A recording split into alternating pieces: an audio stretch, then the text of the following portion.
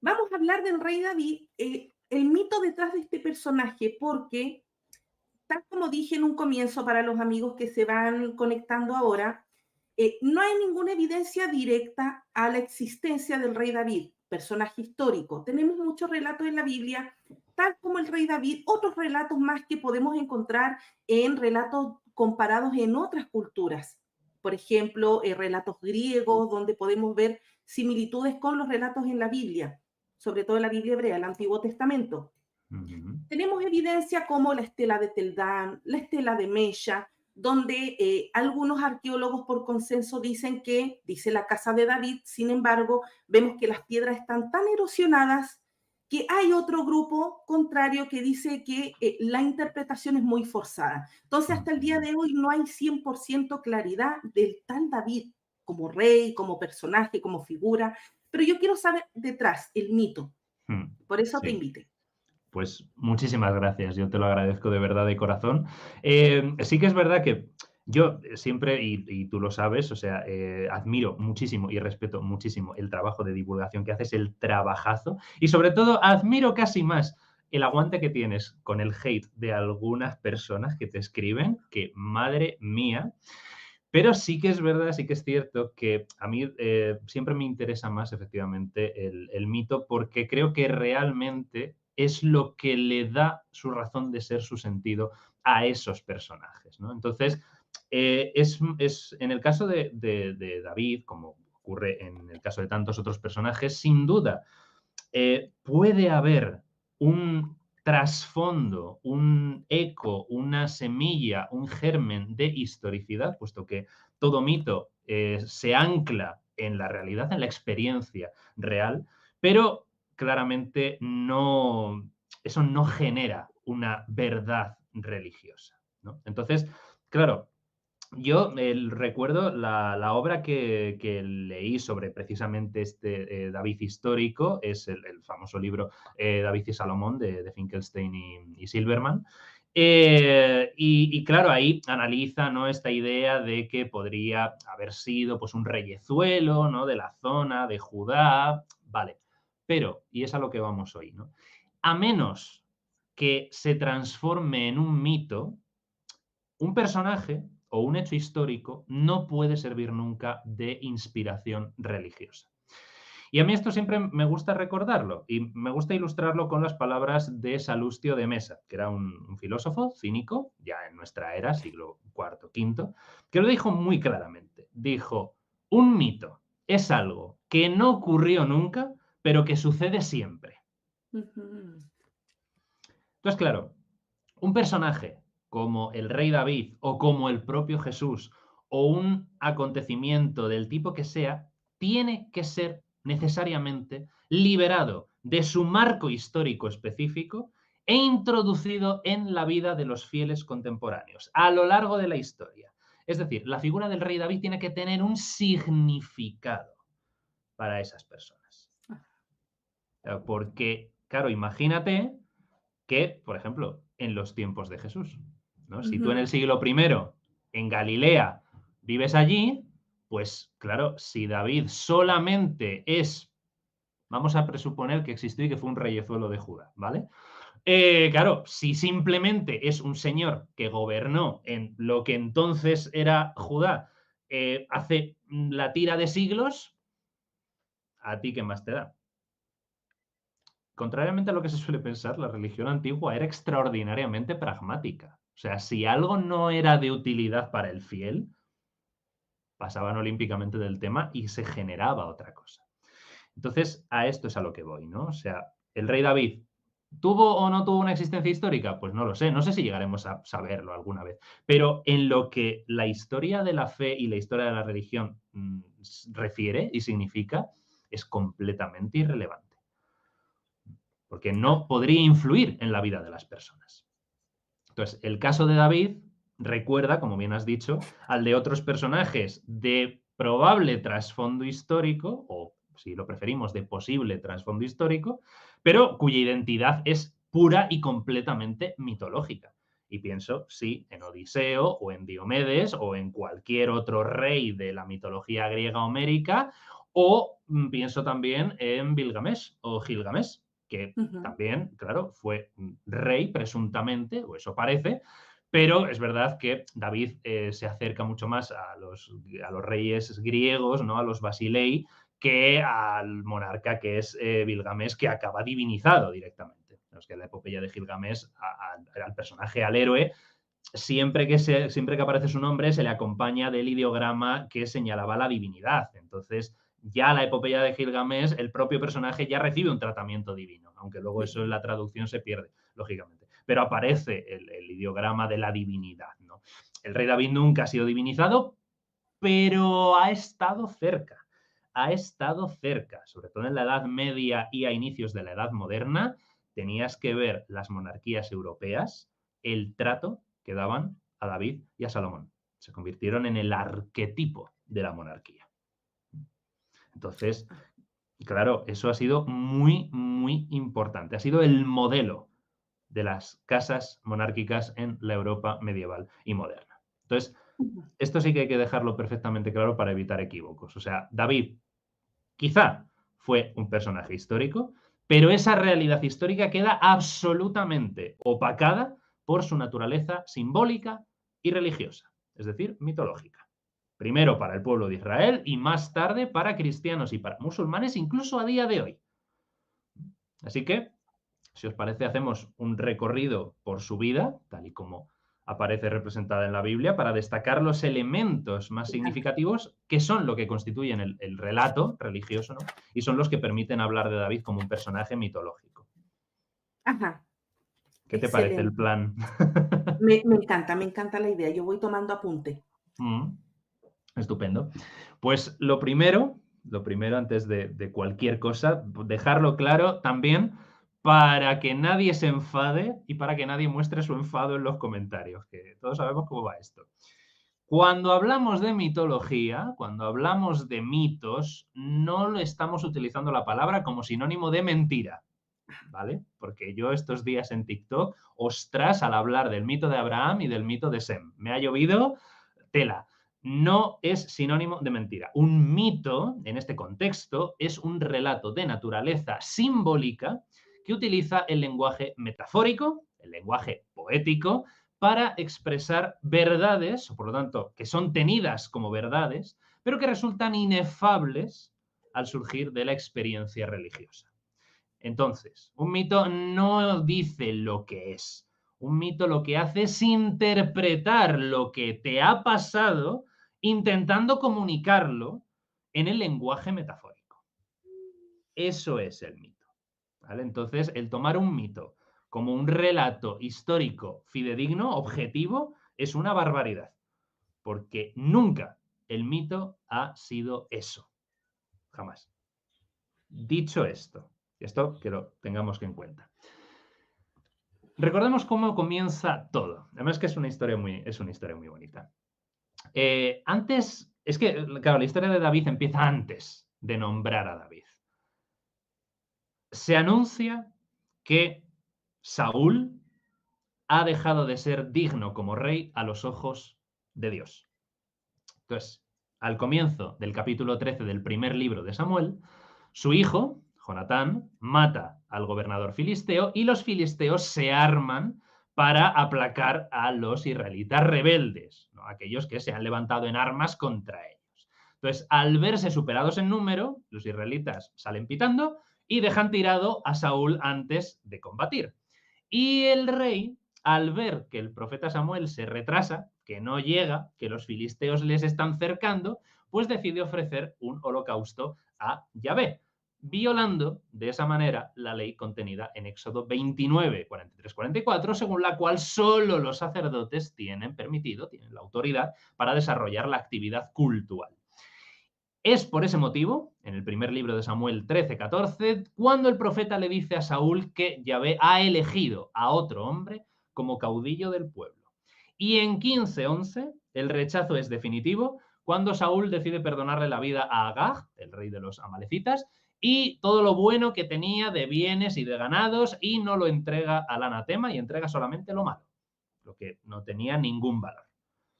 Esto ya es muy interesante y es muy importante porque precisamente en eso consiste el sacrificio, en entregar lo mejor de la cosecha, del ganado o de los bienes por la plena conciencia típicamente semítica y que a día de hoy mantienen muchos judíos y muchos musulmanes, de que todo le pertenece a Dios. En tiempos pretéritos y en culturas politeístas, a los dioses. Y que todo lo que tenemos nos ha sido dado. Entonces, según esta lógica, pretender quedarse con ello y tratar de darle a Dios o a los dioses gato por liebre es pretender usurpar su prerrogativa. Dicho de otra manera, Saúl pretende sustituir a Yahvé. Ajá, y ahí, un punto ahí, César, Ujú. eh, la orden que le es dada a Saúl es que acabe con todo, Con todo, al con exterminio bebés, absoluto. mujeres, todos. Y él decide dejar a ciertos y no obedece. Y, Efectivamente. y esos versículos son de unos pleitos, de unos debates en TikTok. Ya me Pero ¿por qué imagino. tu Dios mandó a matar a todos? Ya me imagino. Sí, sí, o sea, se aboga por el exterminio absoluto. Y al final, claro, es Samuel el que lo hace, el propio profeta. Pero no, o sea, era una orden que tenía que cumplir el rey. Y precisamente viene la explicación en el mismo texto. Pero es que esta idea de la desobediencia la tenemos también en otras tradiciones. Hemos hablado antes de la mitología griega. Tenemos al rey Minos. El rey Minos de Creta, el famoso Minos, el del laberinto, ¿no?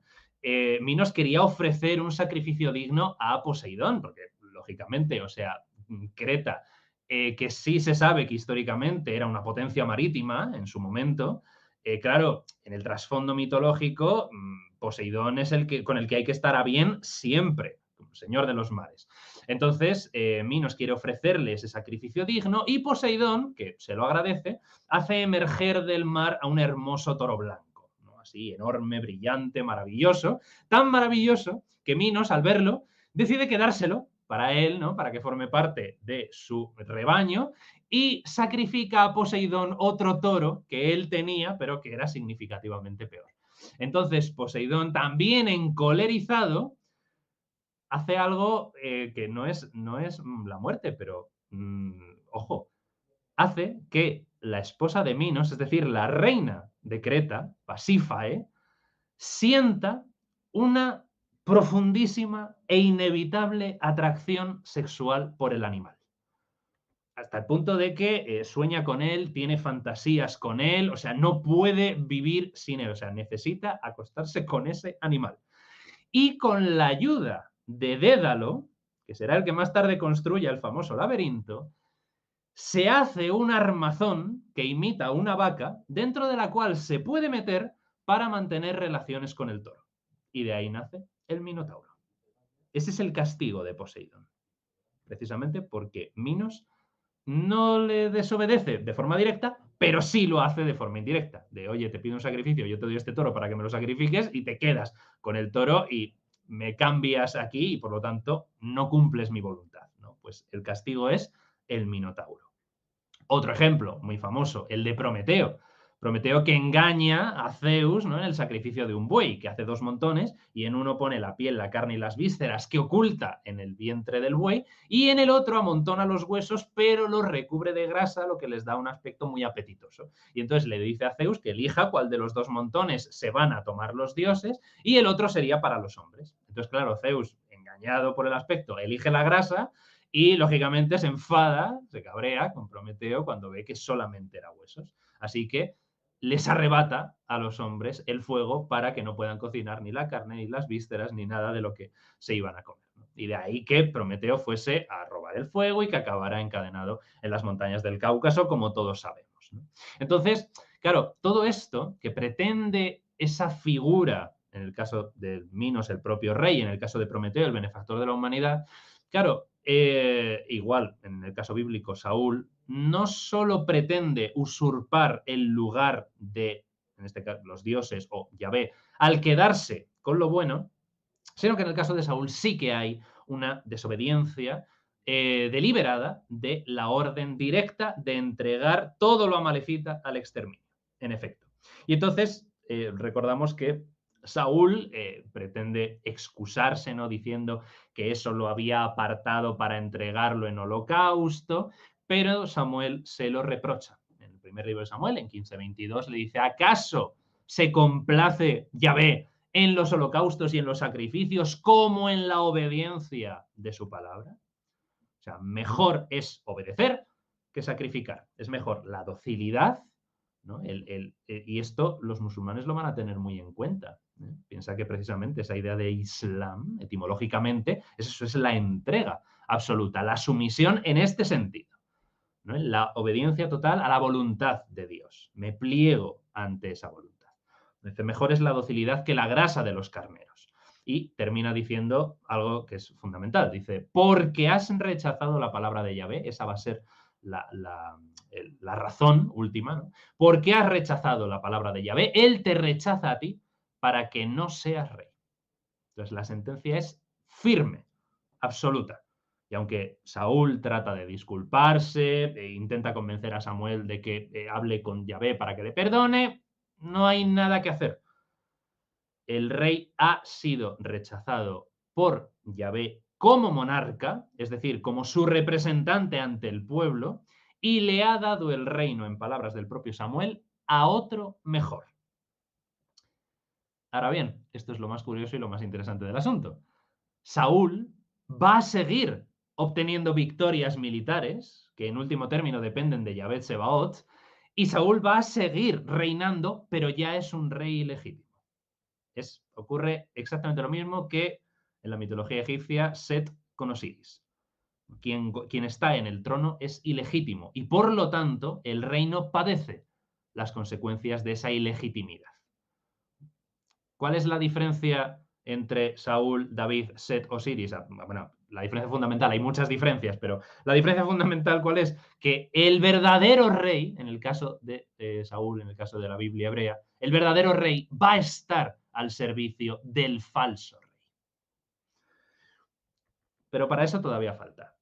Nos vamos ahora sí a conocer a David. David aparece primero, antes que nada, como pastor. La evolución del personaje de David va a ser fascinante. Aparece por primera vez como el hijo de Isaí, también llamado Jesé, en el capítulo 16 de ese primer libro de Samuel, viviendo en Belén. ¿Vale? Y en el versículo 11, después de haber rechazado a los 7 hijos de Isaí para ser reyes de Israel, Isaí le dice a Samuel que falta el más pequeño. Samuel le pregunta, dice, ¿no tienes más hijos? Y dice, falta el más pequeño que está cuidando el ganado, está guardando el rebaño. Entonces, aquí hay que detenerse porque se nos revela que David es el 8º hijo. Y esto que pasa como una información, ¿no? Como un dato, sin más, es muy importante. Porque el 8 se considera, no es ya en la cultura hebrea, judía, sino de manera universal, se le considera el número del equilibrio cósmico.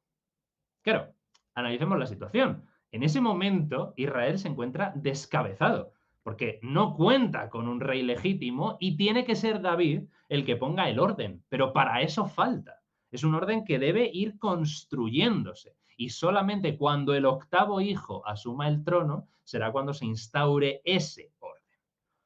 Y además, no es un orden cualquiera. O sea, David va a ser la gran figura del reino unificado. O sea, va a ser él el que lo haga posible. Estamos siempre, insisto, en el terreno mitológico. Entonces, claro, ser el 8º hijo le capacita para esa labor que tiene delante porque, ¿qué cosas? La creación se produjo en 7 días. Y también cuenta el Sabbat, efectivamente, porque en él Yahvé introduce la pausa, introduce el descanso, la consagración de todo cuanto se ha hecho en los días anteriores, ¿no? Que siempre se dice, no, al 7º día descansó, es como no hizo nada. No, introduce el descanso. Que ese descanso, esa parada, cuando todo se está moviendo desde los átomos hasta las galaxias, de repente se detiene todo, precisamente esa pausa es lo que consagra todo lo demás. Y por lo tanto, siempre los rabinos van a decir que la semana existe para el Sabbat. Que lo importante de la semana es el Sabbat. Exactamente igual que el musulmán va a decir que lo importante es el Salat, la oración. Y que toda la vida cotidiana y toda la vida diaria gira en torno al Sabbat para unos y al Salat para otros. Entonces, claro. Es importante esto. Dime, Y ¿ibas qué a decir algo? importante eso que dices del Shabbat. El Shabbat, yo me acuerdo acá en Chile cuando mi amigo Javi trabajaba en un edificio, la comunidad completa era judía, los Ujú, días sábados ni siquiera el ascensor utilizaban. ujujú. Cierto, cierto. De Todo lo hecho, hacían por la escalera, porque no usan ningún tipo de tecnología el día sábado. no, no. De hecho, están los famosos ascensores Shabbat en hoteles de Israel. Se programan de tal manera que en Shabbat vayan parando en todas las plantas, para que ningún judío tenga que llamarle y marcar el piso al que va. O sea, y es muy curioso verlo, es verdad, completamente. Y es esto, ¿no? Luego ya, pues como siempre, ¿no? Depende de las ramas, depende también de ti como persona, de lo que, hasta dónde quieras llevarlo, pero se trata de no perder el foco, ¿no? Que es esto de detente, porque al final el Shabbat es una cura de humildad enorme, porque es como, no eres tan importante. O sea, el mundo sigue girando, todo funciona, todo continúa, no pasa nada porque tú pares, que yo, sinceramente, aquí rompo una lanza en favor del Sabbat. Qué bien nos haría celebrar el Sabbat en las sociedades capitalistas posmodernas. Es decir, no pasa nada porque descanses. Hay una constante demonización del descanso. Hoy mismo en España un diario español publicaba un artículo que decía, que llamaba una de estas palabras en inglés que se inventan, dice, lo mal, lo desastroso que es quedarte en casa. Y te vendían así como que descansar y como estar en tu casa tranquilamente viendo una película y comiéndote una pizza era horrible, porque tienes que estar produciendo constantemente. Entonces aquí chapó por el Sabbat de decir, no, mira, o sea, yo paro y no pasa nada, relájate, tranquilo, o sea, tómate un té, un mate, un café, una cerveza, lo que quieras. No pasa nada, respira. Respira y mira cómo todo funciona, ¿no? Ajá, Esa sí. es la idea. Entonces, claro, ¿qué ocurre en la creación al octavo día? Siempre se habla, los 6 días. Al séptimo descansó, ya, pero al octavo, ¿qué sucede después de ese primer sábado? ¿No?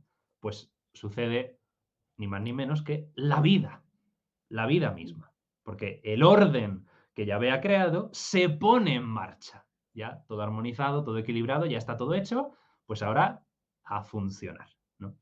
Entonces, claro, es muy significativo, es muy bueno.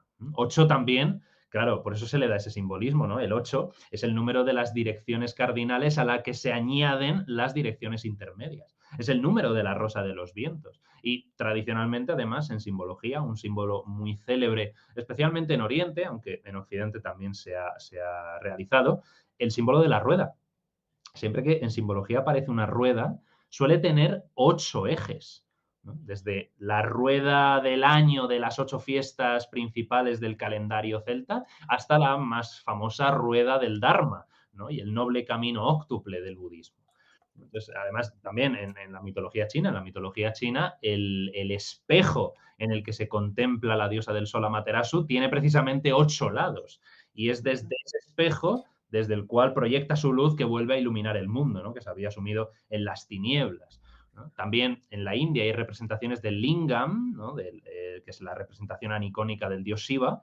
Hay lingams que son precisamente octogonales, ¿no? Que tienen ese valor de mediación entre el cuadrado y el círculo y por lo tanto se refieren a ese encuentro en el mundo intermedio, ¿no? Es la conciliación del cielo y la tierra, de lo trascendente con lo inmanente, de lo sagrado y lo profano, de lo humano y lo divino. Entonces, aquí nos vamos acercando mucho al simbolismo del rey, que será David, ¿no? Es el octavo hijo que representa ese equilibrio central, que es realmente la figura del rey.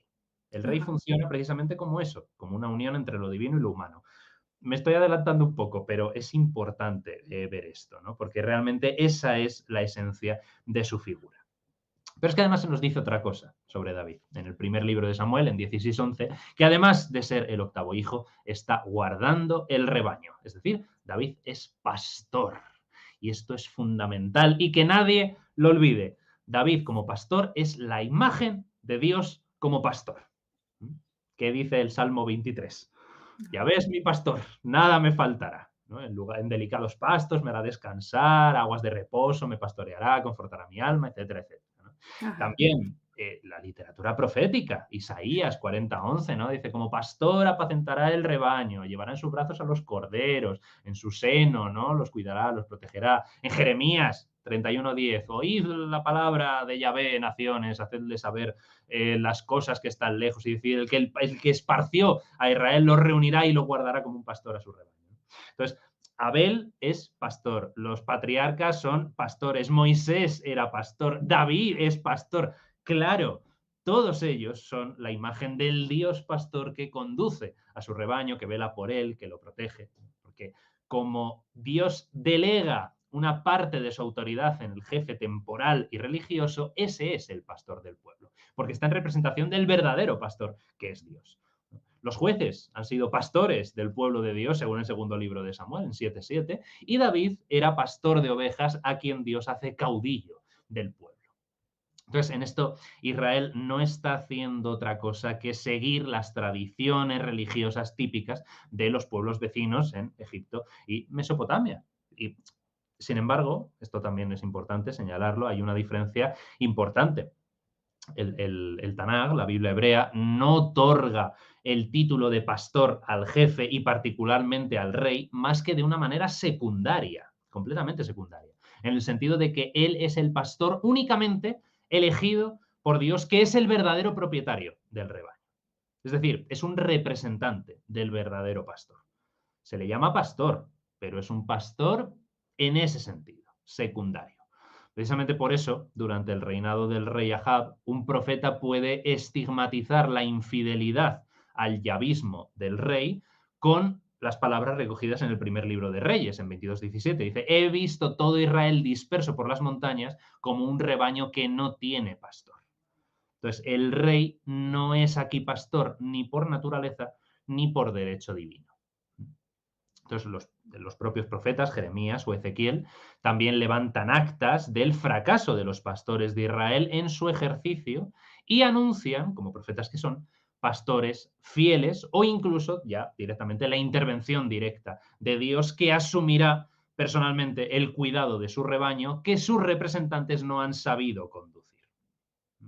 Entonces, claro, esta idea de el David que se presenta como pastor hay que tenerlo siempre muy presente, sobre todo también porque el simbolismo del pastor, y David es pastor antes que rey, implica un sentido de sabiduría intuitiva y experimental. ¿A qué me refiero con esto? Que el pastor lo que simboliza, primero de todo, hemos dicho antes al principio que la mitología está basada en la experiencia cotidiana, ¿no? Entonces el pastor lo primero que simboliza es la vigilia, ¿no? Su función es un constante ejercicio de vigilancia porque está despierto mientras todos los demás duermen. Los pastores eran los que primero se despertaban y se levantaban y se ponían en camino mientras el resto del pueblo estaba durmiendo, ¿no? Entonces se llevan los rebaños al monte y tienen que estar despiertos y atentos y ver, ¿no? Por eso, claro, son también pastores los que en el Evangelio según Lucas son los primeros en acudir al Mesías, porque son esos los que están despiertos, los que se mantienen vigilantes, ¿no? Por eso el pastor se vincula tanto con el sol como con el rey, ¿no? Por esa idea de la vigilancia. Y al mismo tiempo, muy interesante, el pastor simboliza también al nómada, al que no tiene raíces. Claro, el pastor siempre volvía a su casa, pero su labor, su tarea, su trabajo, y no olvidemos que en el mundo antiguo todo trabajo tiene un sentido sacro, su trabajo es el vagabundeo. Entonces, claro, es el pastor se identifica así en el mundo simbólico con la representación de un alma que siempre está de paso por el mundo. El pastor ejerce en el rebaño una protección que está ligada a un conocimiento, porque el pastor sabe qué alimento conviene a los animales que tiene a su cargo. Es una persona que sabe observar el cielo, el sol, la luna, las estrellas, es capaz de prever el tiempo. Sabe discernir los ruidos.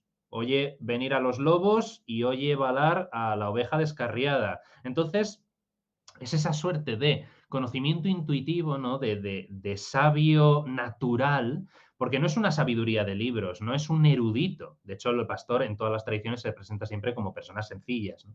No, no, o sea, esa sabiduría viene de la visión interior y de la contemplación que le da su cotidianidad, ¿no? Entonces, claro, ya sabemos que entre los hebreos los nómadas eran preferidos casi siempre a los sedentarios, ¿no? Porque el nómada en este pensamiento semítico tiene una condición que se puede clasificar de sagrada. Claro, todos estos mitos se desarrollan en una época en la que son nómadas. Luego ya, cuando se van asentando, pues ya este simbolismo se mantendrá, pero ya tendrá otros tintes, ¿no? Entonces, lo hemos dicho, Abel es nómada, es pastor, y Caín es sedentario y es labrador. Entonces, el sedentario está en el origen de la aldea y de la ciudad y va a soportar siempre sobre sus hombros la maldición y también la bendición del hombre que ha arraigado en un territorio. De hecho, la cultura, como sabemos en la propia mitología hebrea, la cultura surge de la descendencia de Caín, ¿no? Salen los músicos, los tejedores, los educadores, Ujú. o sea, todas las artes y las ciencias surgen de la vía cainita, porque es el que se asienta, ¿no? Entonces, cuando se habla en el texto bíblico de ovejas sin pastor, se está tratando de mostrar la condición de un pueblo que está privado de dirección. Y el pastor es el que, o el nombre, el título de pastor, se refiere a aquellos que ejercen una autoridad, pero con esa sabiduría interna.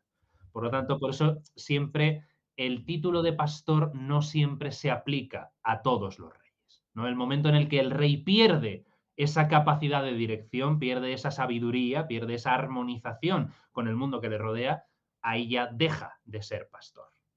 Entonces sigue siendo rey, pero ya no funciona como tiene que funcionar, ¿no? Entonces el judaísmo tardío va a desarrollar ese simbolismo del pastor, sobre todo en tres direcciones, ¿no? Los caudillos humanos, ¿no? Que son solo ejecutores dirigidos por los verdaderos pastores del pueblo, que van a ser los ángeles, buenos y malos. Esto lo vemos, por ejemplo, en el primer libro de Enoch.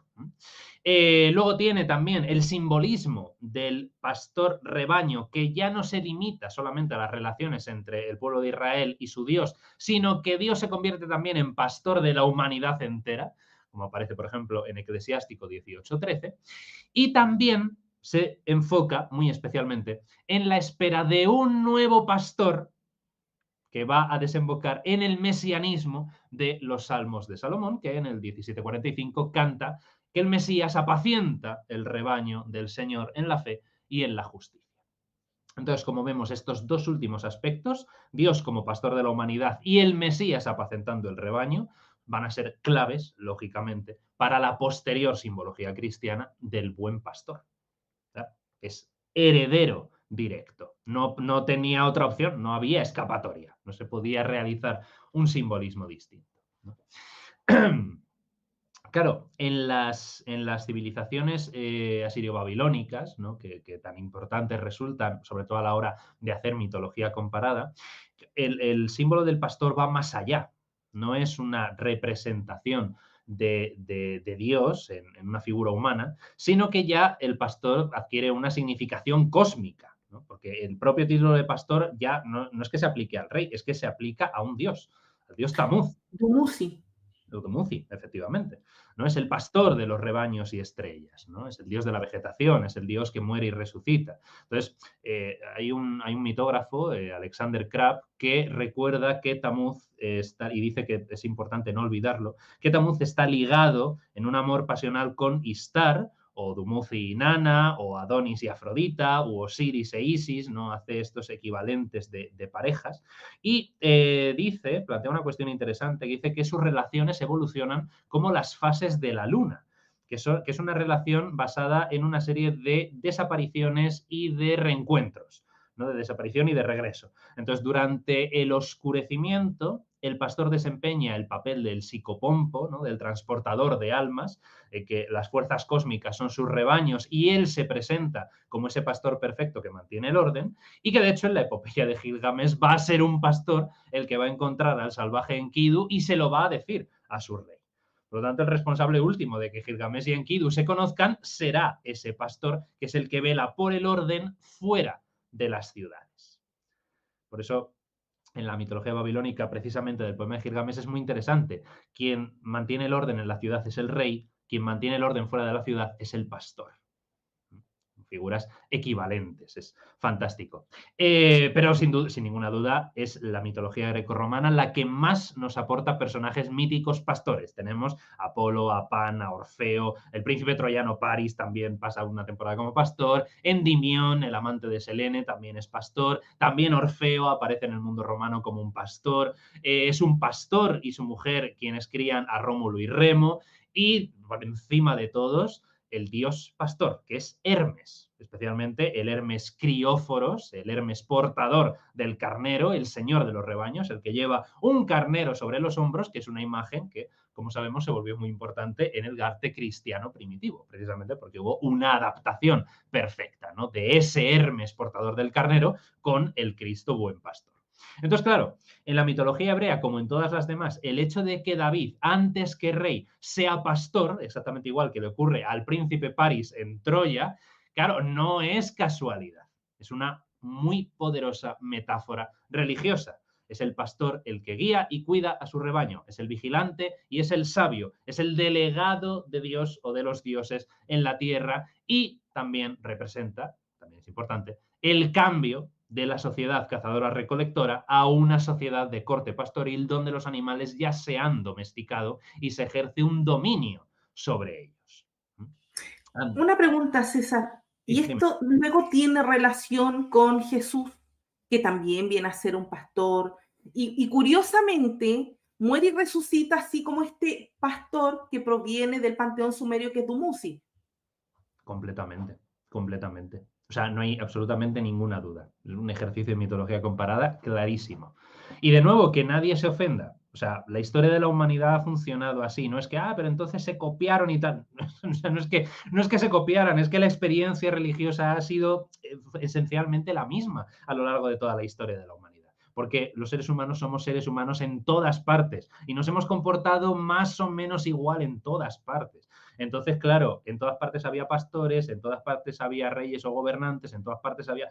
Claro, entonces es eso. Si la mitología surge de la experiencia y de la relación con nuestro mundo en la vida cotidiana, pues es que más o menos cambiarán las formas en función claro, del componente geohistórico, pero la esencia se va a mantener prácticamente inalterada a lo largo de toda la tradición. Y eso no le quita valor, ni mucho menos, al contrario, yo personalmente creo que se lo añade. O sea, las personas religiosas pueden sentirse orgullosas, herederas de la tradición espiritual de la humanidad, que es algo maravilloso. Pero bueno, pues claro, hay gente que se enfada y bueno, también hay que entenderlo. Es que Pero yo creo que, ¿qué es lo que hace que se enfaden, César? El desconocimiento de la mitología, de la historia antigua.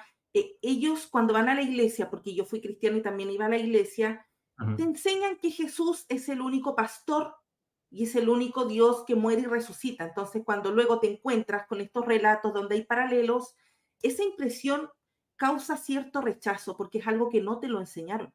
claro, sí, o sea, yo entiendo que, claro, hay una base ahí que se tambalea, hay unos pilares sobre los que se ha construido la fe que, claro, empiezan a temblar y siempre es mucho más fácil ante un descubrimiento de esa manera, el negarlo, el rechazarlo de plano, y es otra vez volver un poco a una pelea, por lo menos a los cristianos que yo he visto en redes sociales, que por suerte no son la mayoría, pero sí que hay como una especie de pelea entre el cristianismo y el paganismo, ¿no? De decir, pero chicos, si os tenéis que relajar, si ya habéis ganado. O sea, ya no hay ninguna amenaza que digas, ostras, no, es que cuidado porque estamos de repente en peligro. O sea, nadie va a volver aquí a levantar altares a Zeus o a Dumuzi o a nadie. O sea, tranquilos.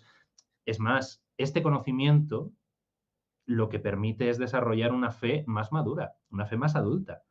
Porque si no, la alternativa es caer poco a poco y acabar derivando en ya la pura superstición. Y claro, el camino hacia el fundamentalismo es muy fácil en estos tiempos. Entonces, claro, ahí hay que saber estar a la altura también. Claro, es el gran desafío de las comunidades religiosas de nuestro tiempo. Ashurbanipal dice que no se confíen, los asirios estamos de vuelta. que no bajen la guardia, que se mantengan como pastores vigilantes. Y yo tengo mi altar a Baal atrás y tú hablas de los altares. Es verdad, hiciste un vídeo hace poco, ¿no? En el que te declarabas politeísta orgullosa. Eso me encanta. Oye, pero algunos creen como que no captan el tono sarcástico. Ya, me imagino. Es que es verdad que en redes sociales no es muy dado a la ironía, al sarcasmo, a las ambigüedades, no, o sea, todo tiene que ser como muy Sí, literal y muy directo. Sí, o sea, yo entiendo que en estos casos también sucede y realmente lo entiendo, o sea, esta idea de, claro, la base sobre la que he construido mi fe, pero porque tampoco ha habido una alternativa. O sea, eso es lo que me han enseñado, es lo que me ha amado toda la vida, entonces es normal, o sea, tengo una imagen mental. Y claro, que de repente digas, oye, pues no, es que esto fue de otra manera, pues ostras, y hay cosas que, fíjate, de aquí, de tal, de cual, los paralelismos, pues bueno, eso también hay que saber digerirlo y no por ello perder la fe. Que oye, que quien la pierda, pues se pierde. Hay de todo, hay de todo. Hay personas que la pierden, hay personas que no, ¿eh? Hay personas que, ajá, y eso es lo realmente admirable para mí, que lo estudian, que lo saben, que lo aprenden y saben desarrollar su fe incorporando esos conocimientos. Estupendo. Pero si es que eso es lo fantástico del pensamiento simbólico, que te permite ampliar, ¿no? Desarrollar una perspectiva mucho más amplia. Tenemos una enorme suerte hoy en día, que es que contamos con todo este conocimiento de tradiciones religiosas comparadas que pueden enriquecerse unas a otras, pero también para muchas personas es un gran riesgo y es un gran peligro. Y de ahí vienen las peleas, el rechazo, el miedo, ¿no? Entonces, bueno, es un desafío que tienen que pasar. ajá. Ok, seguimos entonces. Seguimos con el David Pastor que claro, representa en esa, David es pastor solamente cuando es niño. Y esto también es muy bueno. O sea, cuando, a lo largo de todo su relato bíblico, ¿cuándo es mejor personaje y persona David? Precisamente cuando es niño, cuando es pastor, ¿no? Cuando es el último de los hermanos que de repente, sin comerlo ni beberlo de un día para otro, aparece constituido como monarca, porque ahí recibe la unción, pero es un pastor que está cuidando a sus ovejas. Y también, siendo niño, se enfrenta a Goliat entregando su vida misma, todo su ser, en manos de Yahvé Sebaot, del Dios de los ejércitos. Es decir, es el mejor personaje y la mejor persona cuando es un alma henchida de emuná, ¿no? De confianza, de entrega absoluta, ¿no? Y entonces, paradójicamente, es cuando se convierte en rey, cuando las cosas empiezan a torcer, cuando ya no confía, al menos tanto, en Dios, como en el caso del polémico censo, ¿no? Del segundo libro de Samuel, y sobre todo cuando se comporta como un auténtico tirano y me callo la expresión porque si no YouTube nos censura el vídeo, pero todos sabemos cómo se comporta con el feo asunto de Betsabé.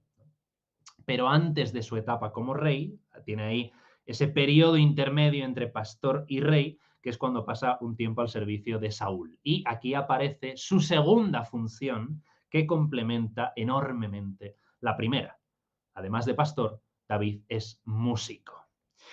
Y el David músico, la música en general en la historia de las religiones, que es una absoluta maravilla de la que se habla muy poco, y en la misma Biblia encontramos el primer ejemplo, lo hemos dicho antes, en la descendencia de Caín, concretamente en Yubal, hijo de Lamec, descendiente de Caín por sexta generación.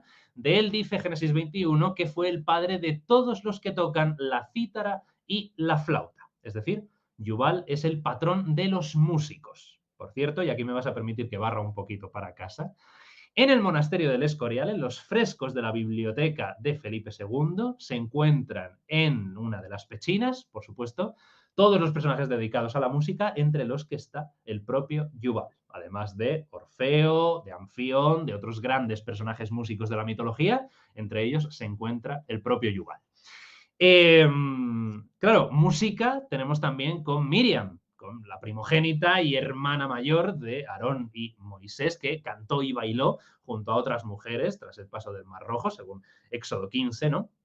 Que establece esa vía de comunicación con lo trascendente, ¿no? Que es el baile, la música, la danza, porque es importante también aclarar esto. En el mundo antiguo, y en el caso de la cultura griega es paradigmática, la palabra música no significaba únicamente lo que nosotros hoy entendemos por música. De que yo pongo el Spotify o me pongo en YouTube y pongo una canción y ya está. Y dice, estoy escuchando música. No.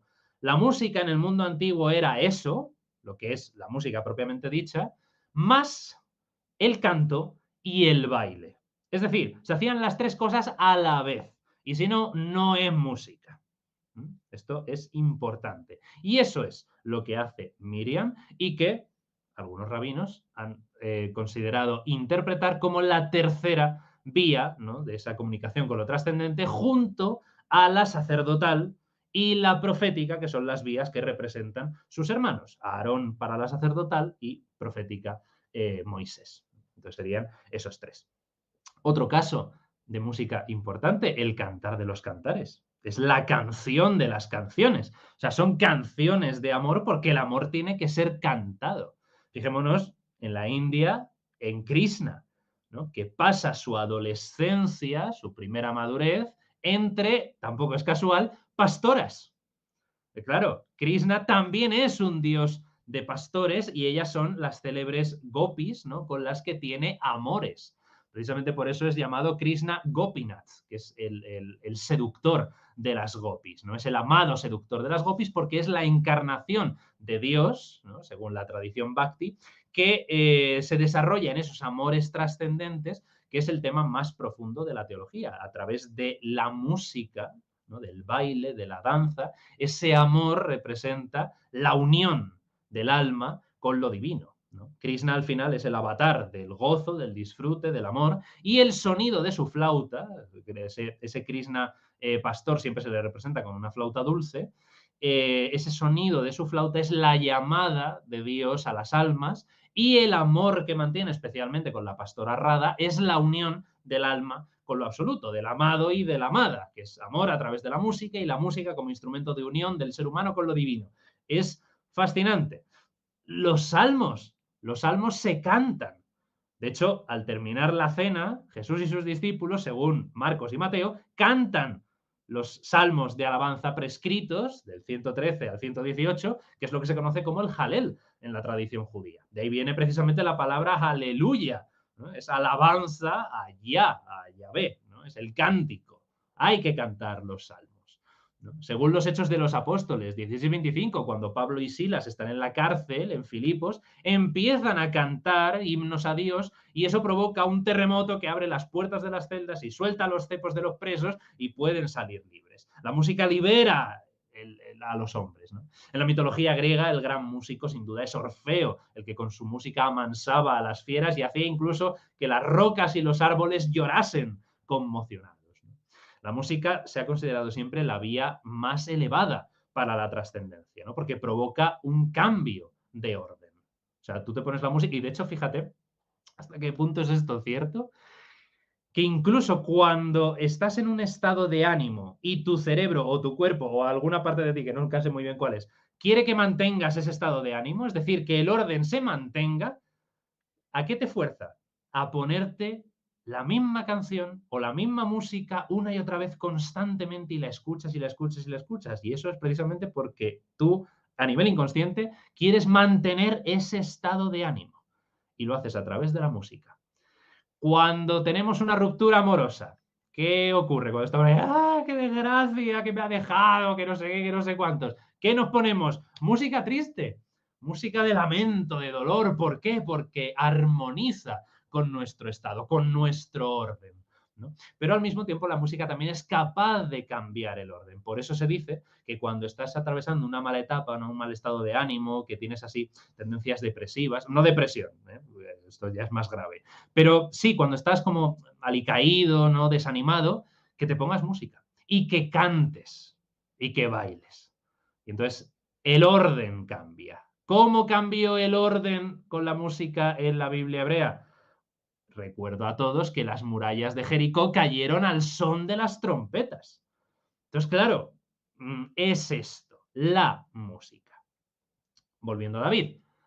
Cuando el rey Saúl ha dejado de ser digno a los ojos de Dios, recordáis que envía un espíritu malvado que atormenta al rey, ¿no? Entonces, esto es maravilloso porque con este mito se podría hablar también de temas de salud mental. Pues claro, el espíritu malvado es una representación del caos que aqueja al rey y que ninguno de sus médicos es capaz de sanar. Es un caos que le atormenta y que hace que él mismo sea caótico y que por lo tanto el propio pueblo sea caótico, porque el rey es el pueblo. Entonces, el rey representa al pueblo y tal como sea el rey y como esté el rey, así será y estará el pueblo. Luego ya aquí cada uno que haga las conexiones pertinentes en los sistemas monárquicos. El caso es que se descubre la presencia del espíritu que causa el caos y mandan a buscar a David que, oh casualidad, además de pastor, descubrimos que es muy buen músico. Entonces nos encontramos ante, si no el primero, uno de los primeros casos documentados de musicoterapia, porque David, tocando su cítara, como Yubal, alivia al rey. Porque al escuchar esa música, según el primer libro de Samuel 16:23, el espíritu malvado se apartaba de Saúl y Saúl volvía al orden. Entonces, en términos estrictos, estamos ante un exorcismo a través de la música. Porque, ya lo sabemos, la música armoniza al hombre con el cosmos. La música media para ampliar las comunicaciones hasta el límite de lo divino. Que se lo pregunten, si no, a Pitágoras. David es capaz de calmar el alma y la mente de Saúl porque aporta armonía donde está imperando el caos. Y lo hace con una cítara, con un arpa, no con un instrumento ni de viento ni de percusión que se reservaban para la guerra o para la recreación. El arpa o la cítara o la lira, todos los instrumentos de cuerda manual, tienen un simbolismo añadido. En este caso el arpa con sus cuerdas, las cuerdas tensadas en un arco superior y en otro inferior, atan lo superior y lo inferior, el cielo y la tierra. Pero también simbolizan, y esto es muy bonito, simbolizan las tensiones entre los instintos materiales que están representados en las cuerdas y las aspiraciones espirituales que están figuradas en las vibraciones de esas cuerdas. Es que es maravilloso, claro, o sea, la cuerda es la materia, pero al hacer vibrar la cuerda, ese sonido es el anhelo espiritual, que recuerda siempre que somos más que materia, ¿no? Si somos completamente materialistas, no somos como un arpa abandonada en un rincón. Pero si ese arpa lo colocas en una sala, lo iluminas bien, te sientas delante y la tocas, ahí es donde se despierta el espíritu, ¿no? Entonces, no es una lectura dualista de el alma o el espíritu bueno que se contrapone al cuerpo o a la materia mala, sino que lo que se está diciendo es que a través de lo material se alcanza lo espiritual.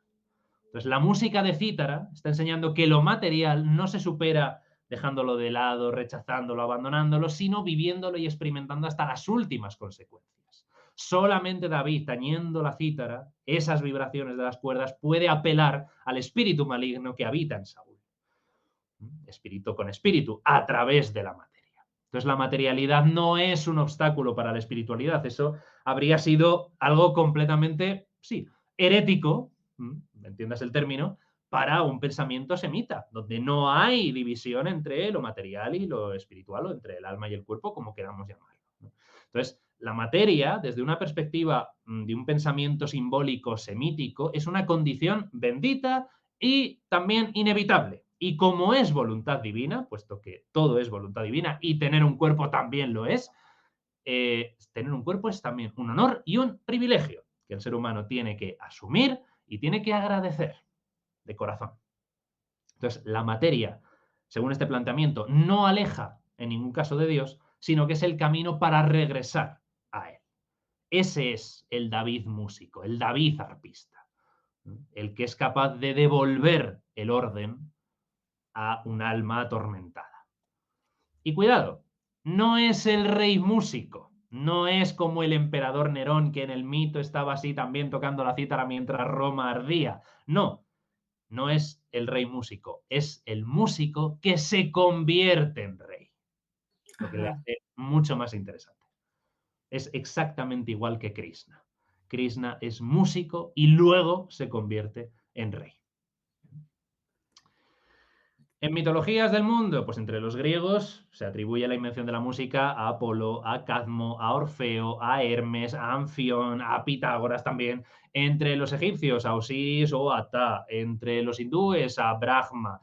De hecho, los propios pitagóricos consideran la música como la armonía de los números y el cosmos, y que el cosmos, el orden, la naturaleza, el universo, ¿no? Era reducible a números sonoros, porque para los pitagóricos ya sabes que todos los números eran entidades, ¿no? Y en ellas residía todo lo sensible y lo inteligible de la existencia. Entonces, el recurso de la música, que al final son relaciones numéricas, es uno de los medios para asociarse, para asimilarse con la plenitud de la vida cósmica. Entonces, insisto, siempre, la música no es lo que nosotros entendemos por música, es la melodía, el baile y el canto. No son disciplinas separadas, sino las tres a la vez, una y la misma.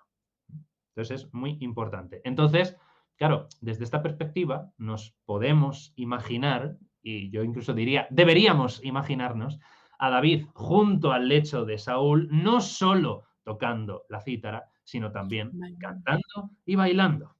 Porque después de Ujú, todo, David, ¿acaso no fue un bailarín frente al Arca de la Alianza? ujú. Pues aquí lo mismo, claro que sí. No solamente así sentado, tal, sino te bailo, te canto y así ahuyento los malos espíritus.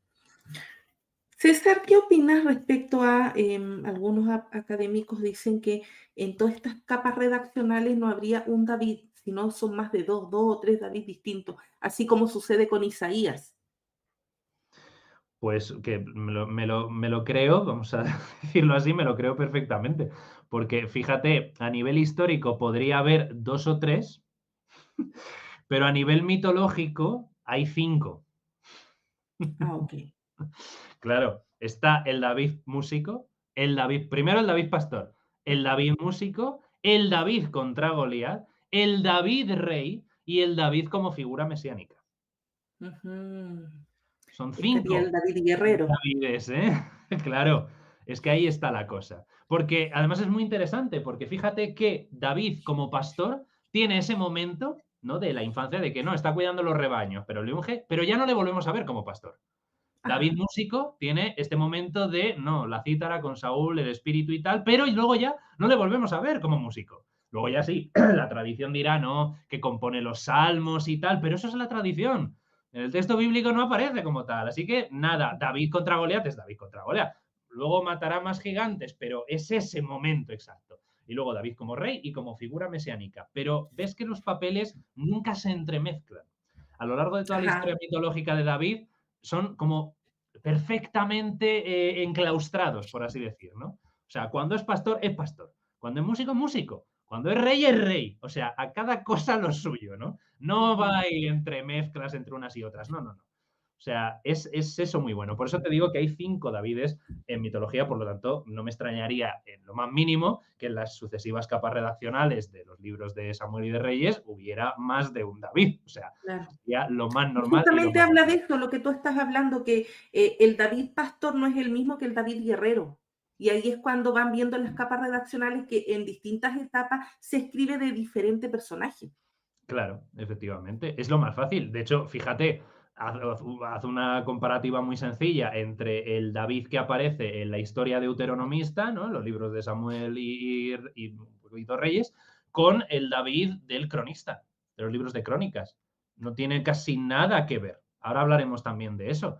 Pero claro, es muy bueno. Sí, históricamente habrá varios Davides. Sí. En un análisis crítico de la mitología hay varios Davides. Sí, dentro del propio pensamiento religioso es un David, Ujú. que se Exacto. expresa de distintas maneras. Por lo tanto, abarca la experiencia humana, porque todos Claro. tenemos algo de pastor, algo de músico, algo de reyes, algo de figuras mesiánicas.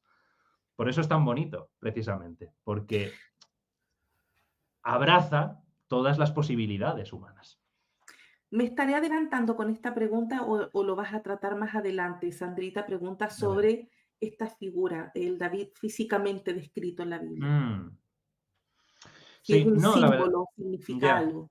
Sí, la verdad es que no tenía pensado tratarlo, pero sí, es verdad que sí, o sea, y claramente tiene un sentido de una dignificación del personaje, ¿no? O una incluso significación. Siempre que hay una descripción física en el relato bíblico, sea cual sea, tiene un componente simbólico muy claro. No solamente en la Biblia, en cualquier otra tradición, cuando hay una descripción física, siempre remite a algo.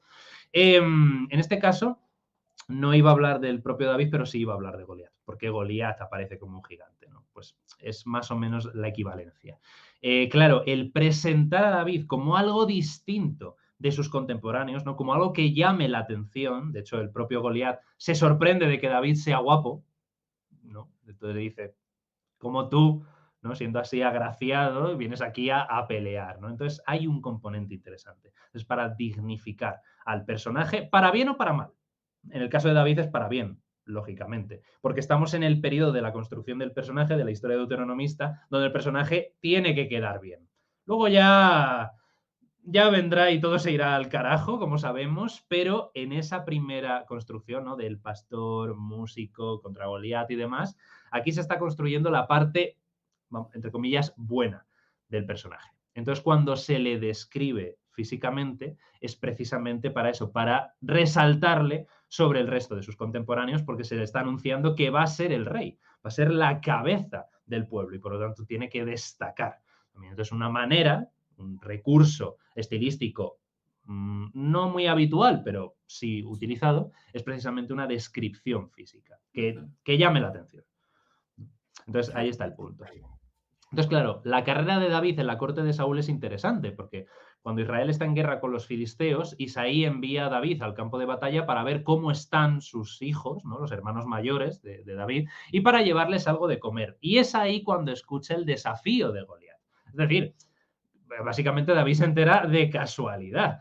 Entonces se presenta ante el rey Saúl armado únicamente con su cayado y con su honda, que son las armas de pastor, que es lo que utiliza para proteger a su rebaño de las fieras salvajes, y Saúl quiere que utilice su armadura. Este episodio es muy bonito y muy interesante también. Quiere que utilice su armadura y se la ponen, pero como David no está acostumbrado a ella, la rechaza. Entonces el simbolismo aquí es precioso. El, el rey, porque ya es rey, recordemos, aunque no esté sentado en el trono, David ya es rey desde que ha sido ungido por Samuel, el rey tiene que utilizar herramientas de pastor, no de guerrero. El guerrero protege a su pueblo, pero el pastor lo protege y lo guía. No basta solamente con protegerlo, no basta con hacer solamente la guerra. Hay que también saber guiar en tiempos de paz. Y otra cosa importante también, la armadura de Saúl es Saúl, que ha sido un mal rey. Por eso David no puede usar su armadura, porque implicaría asumir la identidad de Saúl. De la misma manera que Heracles asume la identidad del león de Nemea cuando se viste con su piel, o José pierde su identidad de hijo predilecto cuando sus hermanos le arrebatan la túnica de colores. Entonces, claro, la vestimenta también va a ser importantísimo. No solamente en la Biblia hebrea, sino en todas las tradiciones mitológicas. Dependiendo de cómo te vistas, tu identidad será una u otra. Mientras continúas, César, dame un Sí. minutito. Voy a apagar mi cámara y tú Mm. continúa. Vuelvo en un minuto. Ok, pues seguimos. Entonces, David, vestido como pastor, no como guerrero, porque aunque es rey de ambas naturalezas, porque fue ungido por Samuel y por lo tanto ejerce como tal, vestido de pastor se dirige al campo de batalla y ya sabemos lo que ocurre, ¿no? David se va a llevar la cabeza de Goliat a Jerusalén, pero sus armas las va a poner ante su tienda, no ante el rey ilegítimo Saúl, ¿no? Eso es toda una declaración. Es interesante el paralelismo de este relato con el que aparece en la epopeya de Gilgamesh. Allí el héroe se lleva a Uruk la cabeza del gigante Umbaba también. En el mundo griego tenemos el relato de Perseo y Medusa, ¿no? En los tres casos, el héroe lleva la cabeza del monstruo al que ha sometido y del cual ha asumido su poder. Porque David llegará a usar la espada de Goliat primero para decapitarle y un poco más adelante, en el primer libro de Samuel 21:10, se la va a llevar consigo cuando está huyendo de Saúl. Gilgamesh, por su parte, va a colocar la cabeza de Umbaba en el Eana, en el templo de Inanna en Uruk, para que guarde la ciudad, para que la proteja, como antes guardaba el bosque de los cedros, ¿no? Cuando estaba vivo. Y Perseo utiliza la cabeza de Medusa para acabar con sus enemigos y rescatar a su madre y a Andrómeda. El propio Heracles, con la piel de león de Nemea, la va a utilizar como armadura, porque es una piel impenetrable, ¿no? Entonces es eso, o sea, es la derrota, el sometimiento de una criatura que representa un orden anterior, ¿no? Porque el león de Nemea, ¿no? Como animal indestructible, enormemente fiero, terrible, la medusa, ¿no? La gorgona medusa, el gigante Umbaba, el gigante Goliat, ¿no? Son todo criaturas que claramente están fuera de su liga, están fuera de su alcance, ¿no? Representan ese orden anterior, tienen un poder ancestral, ¿no? Y el héroe los somete, los domina y utiliza ese poder en su propio beneficio. Entonces, la tradición judía ha visto a David sobre todo como un guerrero carismático y a partir de esa tradición, los autores deuteronomistas construyen una historia militar simbólica que condensa no solo la victoria de David sobre los enemigos de Israel, con la posterior conquista de todo el territorio cananeo, ¿no? Y la creación de ese reino unificado, sino también la victoria de Israel sobre unos enemigos superiores. Eso es importante. No solamente es la extensión del territorio y no solamente es el número de enemigos, sino también es una manera de presentar que los enemigos del pueblo de Israel son claramente superiores a ellos. Goliat es el símbolo de lo que en hebreo se llama el Gibor, que es el guerrero poderoso, el guerrero fuerte, el profesional de la guerra, ¿no? El que está armado de manera formidable y es el que se dedica a combatir. Esa es su profesión. Entonces, en la batalla que se traba entre David y Goliat, que además esto se ha utilizado siempre como recurso, ¿no? Siempre he dicho, no, es un David y Goliat, ¿no? Claro, no es un combate entre guerreros iguales. Eso lo sabían los filisteos, lo sabían los israelitas y lo sabemos nosotros y lo han sabido todos los pueblos siempre. No es lo mismo Odiseo que Polifemo, o sea, no son tampoco dos ejércitos como en el libro de Josué, sino que es una lucha entre el enemigo de Dios, que es Goliat, y el creyente de Israel, que es David. Entonces se trata ante todo de una lucha religiosa. Se está combatiendo la fuerza del mundo, que representa Goliat, contra la fe en Yahvé. Entonces, ese combate, que al final no es un combate porque acaba de un golpe, pero ese enfrentamiento es una teofanía, exactamente igual que Jacob luchando contra el extraño. En su caso, el enfrentamiento dura más, aquí no, aquí se soluciona muy rápido, pero la idea es la misma, es una expresión del poder de Dios. Entonces, más que un hombre concreto, con las debilidades propias de su condición humana, David aparece ahí como el representante de Dios. Es el muchacho débil, también como representante del propio pueblo de Israel, que por su emuná vence al guerrero profesional, que es el símbolo de todos los ejércitos presuntamente invencibles del mundo. Entonces, David se convierte entonces en el símbolo del pequeño Israel que vence a todos los grandes imperios. Y eso sí que es histórico, porque el pueblo de Israel ha sobrevivido al imperio acadio, al babilonio, al egipcio, al romano, al griego. Eso es curioso, pero es así. ¿Ibas a decir César, algo? Sí. sí, sí, dentro de esta charla vamos a pasar el tema de la amistad entre David y Jonatán, que es algo que están preguntando. Todos quieren saber sobre eso. Por ejemplo, Jesús Ferdinand dice, ¿hay alguna relación de tipo mitológica en el relato de la amistad entre Jonatán, heredero del trono, y David, ungido de Yahvé, más allá de que parece disimular una relación amorosa entre ambos?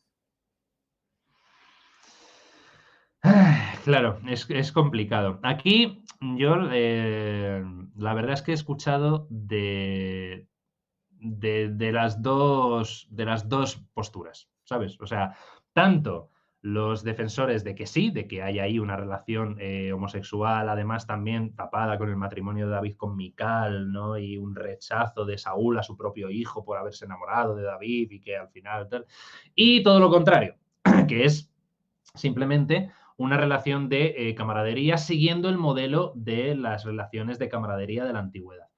Yo, la verdad, me inclino más por esta segunda opción, quiero decir.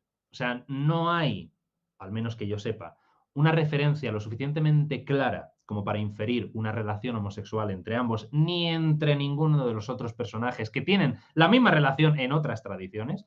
Le hace Gilgamesh Enkidu, Aquiles y Patroclo, ¿no? O sea, se produce más, es un mitema muy característico, teniendo en cuenta la cultura y las civilizaciones antiguas donde esa idea de la camaradería entre dos guerreros era algo muy frecuente, muy habitual, ¿no? Entonces, para que nos hagamos una idea, eso es especialmente visible en la cultura griega, que fíjate la idea de la vida sexual, ¿no? Que les tenemos como súper liberales en tantísimos aspectos.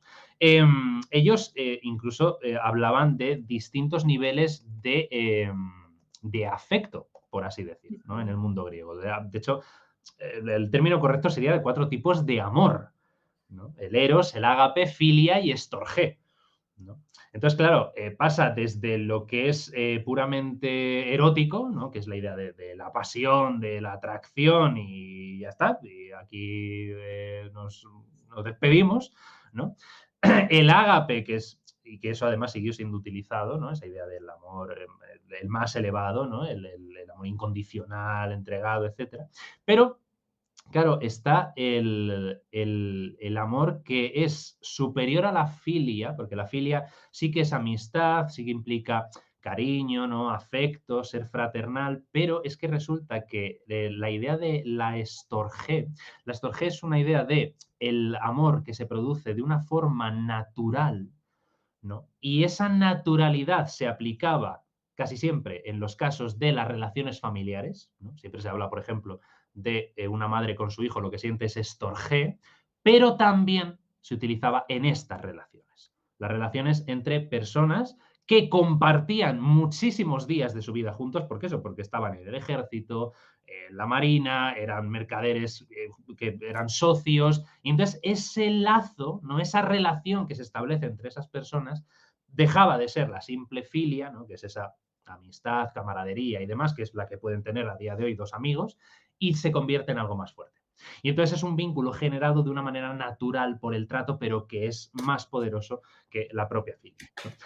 Entonces, yo la verdad me inclino más por esa segunda opción, pero que conste que tampoco rechazo la primera, ¿eh? Que pudiera ser. Pero yo primero, de conocimientos de hebreo ando bastante flojo, así que no sé si para referirse a la relación entre Jonatán y David hay alguna palabra en concreto en hebreo que sugiera más una relación homoerótica que esta relación de amistad profunda, o si es en paralelo con, insisto, otras relaciones también entre lo que sí llamamos camaradas, ¿no? Esa Ajá. idea de la camaradería mitológica, ¿no? Pero ya te digo, o sea, es un debate que todavía existe, ¿eh? Yo todavía he visto a profesores de universidad, en el caso además de Patroclo y de Aquiles, seguir discutiendo si en fin, si se había más proximidad de la que el texto parece inferir, porque claro, como no es nada explícito, ninguno de los textos que Claro. presentan estas relaciones son explícitos, pues bueno, queda ahí un poco, pues también al gusto de cada quien. Y luego ya también entran en terrenos pantanosos de insultarse unos a otros de, no, esto es por una lectura feminista, LGTB y de estas historias, que yo ahí no entro directamente, pero sí que es verdad que fuera de eso, fuera de ese barro y de ese lodazal, sí hay académicos que lo siguen discutiendo, ¿no? De si había, Ujú. no había, cuál es la intención de los autores al plantear eso. En fin, yo lo único que te puedo decir a ciencia cierta es que ese modelo de relación que mantienen David y Jonatán tiene su paralelo en otras mitologías del mundo. Pero hasta donde yo sé, no hay ni ningún pasaje de esos mitos donde se pueda decir categóricamente que sí había una relación homoerótica o no había una relación homoerótica. Hoy en día es como que quieren tener esta mirada bien actual de la Biblia. Sí, Pasa en el Nuevo Testamento, Jesús feminista, Jesús comunista, quieren darle esa mirada. sí, eso es un presentismo bastante grande, bastante grande. Y claro, siempre existe el riesgo de que efectivamente estemos mirándolo con esa perspectiva. También, claro, aplicado a unos relatos que son lo que son. O sea, eso también hay que considerarlo, como nos resultan o violentos o anticuados o desfasados, porque claro, son escritos hace miles de años que, lógicamente, como hemos perdido esa capacidad de leer simbólicamente, pues necesitamos construirnos nuestra propia mitología con esos textos, ¿no? Entonces, claro, existe siempre ese riesgo. Y ya aquí estamos en lo de siempre, ¿no? De si es lo que Ujú, el texto quería decir, es lo que dice el texto, da igual lo que diga el texto, sino cómo interpreto yo el texto. Pues aquí ya estos son ya discusiones que han sido toda la vida, por unos temas o por otros, actualizado a cada contexto histórico, pero ha sido siempre así. Entonces, oye, yo que hay miembros de la comunidad LGBT que quieren utilizar como símbolo a David y Jonatán, me parece fantástico. O sea, ningún problema porque al final, efectivamente, este movimiento es algo, por desgracia, muy reciente, la lucha por los derechos de las personas LGBT. Pero es algo que estamos construyendo a día de hoy junto con el feminismo, ¿no? Son grandes revoluciones sociales y efectivamente necesitan sus mitos, porque los mitos constituyen una identidad, generan una identidad colectiva. Entonces, ajá. claro, si tienen que recurrir, tienen que reinterpretar a esos personajes de esa manera, pues oye, ¿por qué no se les va a permitir cuando a los reyes de Francia, de Alemania y de España se les permitió utilizar a David y a Salomón como grandes monarcas de sus respectivos imperios? Pues oye, es una manipulación exactamente igual, o por lo menos Ujú, así lo veo yo, ¿eh? Quiero ujú. decir, que cada uno sea libre de utilizar los símbolos tal y como considere, siempre que no atenten contra alguien más. Claro.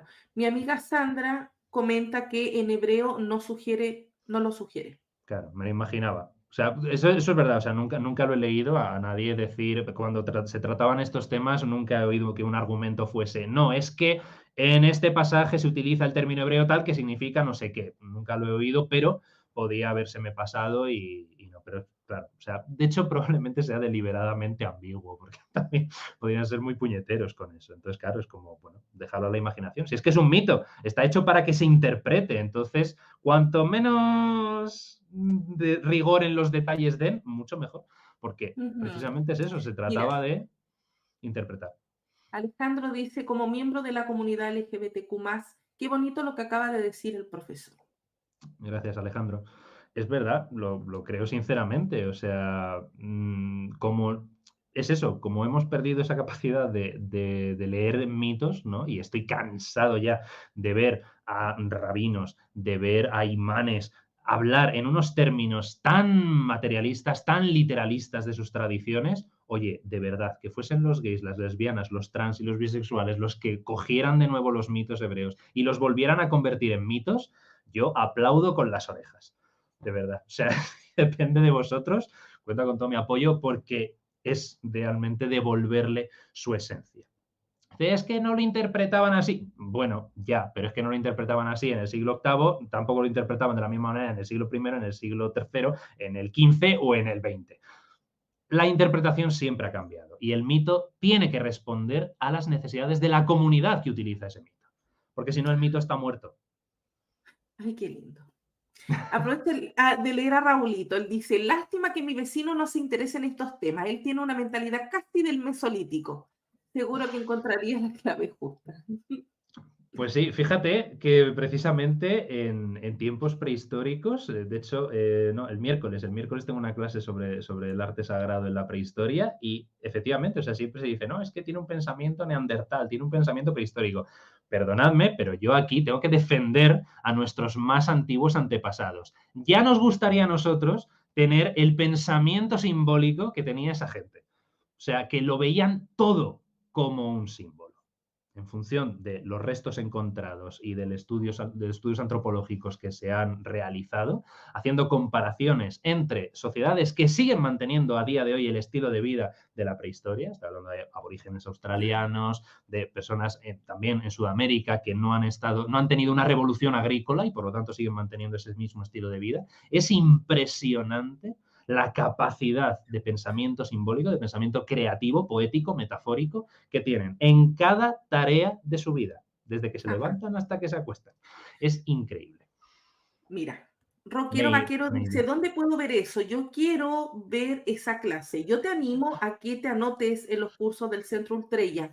¿Cómo es que te encuentran, César, a través de internet, la página? En YouTube, en TikTok, podéis escribirme. De hecho, no sé si podemos poner aquí el correo electrónico Claro. de ultreya.espinel@gmail.com. De hecho, si quieres te lo puedo mandar por, Al por WhatsApp WhatsApp. para copiar, pegar y dejar acá en el chat en vivo, para que los Sí, amigos se animen a estudiar estos temas contigo. sí, sí, pues es que vamos, ya os digo, o sea, aquí me escribís sin ningún compromiso, me preguntáis todo lo que queráis y vamos, y yo encantadísimo, claro que sí. Es eso, o sea, es el curso sobre arte sagrado de distintas civilizaciones, ¿no? A lo largo de la historia de la humanidad y cómo se ha representado lo sagrado en esa sucesión. Entonces, nada, llevamos una clase y el miércoles tenemos esto. Y es eso, o sea, precisamente estudiando y preparando la clase me sorprendía muchísimo. Digo, pero bueno, o sea, esto, ¿cómo es posible? ¿Cómo puede ser que hayamos perdido tantísimo? Sé por qué ha sido, pero me da pena. Me da pena. Entonces lo dicho, oye, si realmente la comunidad LGBT quiere recuperar el mito de David y Jonathan en ese sentido de afecto homoerótico, se sientan perfectamente libres de hacerlo, porque eso es el mito. Ajá, excelente. Aquí ya dejé el correo por si acaso para los amigos que quieran escribirte y se anoten. De verdad que les animo a anotarse. Es un súper profesor César Espinel. Es mi amigo, pero no lo digo porque sea mi amigo. De verdad que es un gran profesor. Muchísimas gracias, te lo agradezco un montón. Nos hemos desviado muchísimo del tema para hacer promo, pero ¿qué es esto? No puede ser. No puede ser. De verdad, para no alargarme mucho más en este asunto, quiero resaltar solamente el detalle clave de todo este relato que está efectivamente en el gigantismo de Goliat. O sea, él, como muchos otros gigantes de la mitología, aunque no todos, representa no solamente esa fuerza apabullante a la que puede llegar el poder militar humano, sino también lo que es la causa y la consecuencia de ese poder militar, que es la bestialidad. O sea, es la naturaleza más baja del hombre que es inmanente y que siempre lucha por apoderarse de nosotros. De hecho, recordad que el pecado, entre muchas comillas, porque un judío jamás aceptaría hablar de pecado original en el caso de Adán y Eva, pero la consecuencia, mejor, mucho mejor, la consecuencia de ese error de Adán y de Eva también, fue despertar en el hombre la mala inclinación.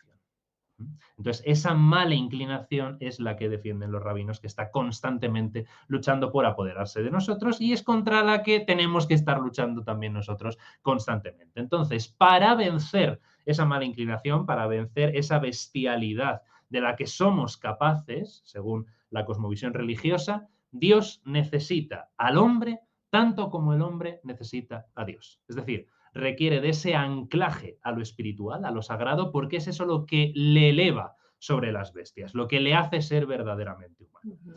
Ese es el argumento que presenta David ante Goliat. Dice, tú has insultado al Dios de Israel, yo estoy aquí como representante del Dios de los ejércitos que está de mi lado.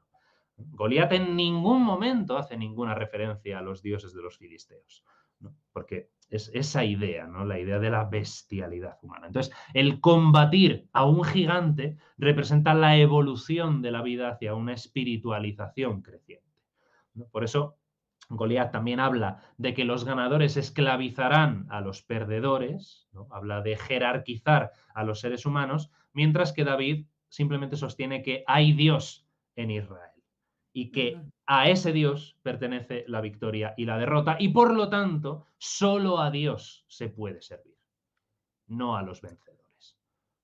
Entonces, dicho de otra manera, tal como lo han interpretado los rabinos, todos los seres humanos son iguales ante Dios y Él hace de ellos según su voluntad. Entonces, se está buscando también resaltar el esfuerzo del hombre en su relación con Dios para triunfar sobre sus propias tendencias involuntivas y regresivas que son innatas en él.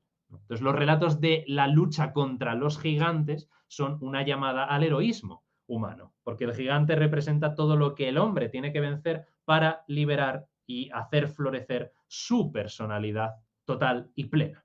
Ese es también el simbolismo de la titanomaquia en el mundo clásico, ¿no? Los titanes luchan contra los dioses olímpicos. ¿Por qué? Porque los dioses olímpicos representan el nuevo orden humanizado, la plenitud de la humanidad.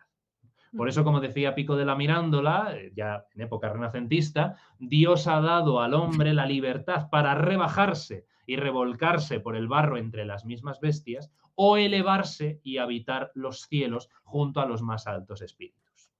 Entonces, dicho en Román Paladino, el ser humano es capaz de lo mejor y de lo peor, y ese peor está representado en este caso por el gigante Goliat. Luego también, por supuesto, lógicamente aparece la enseñanza de que no hay enemigo pequeño desdeñable si la fortuna le sonríe, la necesidad de tesón y de persistencia frente a obstáculos aparentemente insalvables, pero bueno, esto es plenamente conocido. La otra parte es la que no lo es tanto, ¿no?